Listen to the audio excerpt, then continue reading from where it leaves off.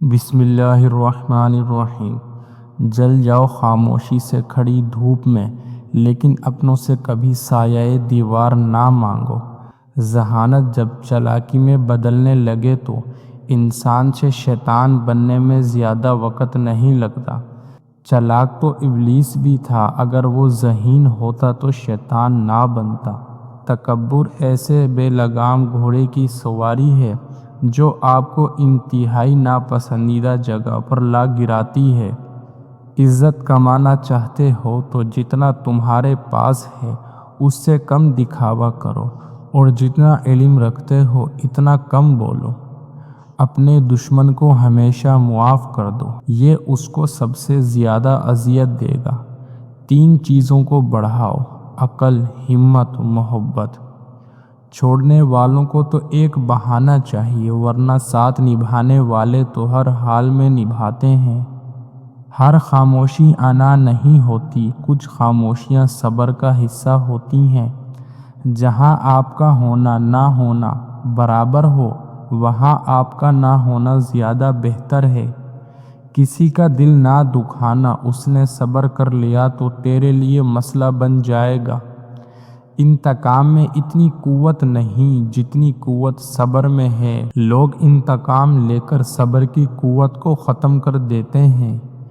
ایک بات پر ایمان رکھیں، جو انسان ہمارے حق میں بہتر نہ ہو، اللہ اس انسان کو ہم سے دور کر دیتا ہے۔ ہر آزمائش اللہ کا فیصلہ ہے، اور اللہ کا ہر فیصلہ بہترین ہوتا ہے۔ خود کو سب سے بہتر سمجھ لینا یہ ایک ایسی بیماری ہے جو انسان کو کسی قابل نہیں چھوڑتی۔ ایک دوسرے سے بغض نہ رکھو، کیونکہ یہ ہر خیر و برکت کی زوال کا باعث ہے۔ دوسروں کو گرانے کے چکر میں لوگ آخر کار خود ہی گر جاتے ہیں، لیکن سبق پھر بھی حاصل نہیں کرتے۔ جب لوگ آپ کے معیار کو نہیں پہنچ پائیں گے تو پھر وہ آپ کے کردار پر انگلیاں اٹھائیں گے۔ شکوے بہت عزت دار ہوتے ہیں، سب سے نہیں ہوتے، اور سب کے سامنے بھی نہیں ہوتے۔ سب سے بڑی دلیری یہ ہے کہ انسان وہی ظاہر کرے جو وہ اندر سے ہے۔ ایک بار حضرت موسیٰ علیہ السلام نے بارگاہ خداوندی میں عرض کی، یا اللہ پاک، جو اپنے بھائی کو نیکی کا حکم کرے اور برائی سے روکے، اس کی جزا کیا ہے؟ اللہ پاک نے ارشاد فرمایا، اس کے ہر کلمے کے بدلے 1 سال کی عبادت کا ثواب لکھتا ہوں، اور اسے جہنم کی سزا دینے میں مجھے حیا آتی ہے۔ حضرت ابراہیم بن ادھم رحمۃ اللہ علیہ ارشاد فرماتے ہیں، میں کوہ لبنان کی اولیاء کرام رحمۃ اللہ علیہم کی صحبت میں رہا۔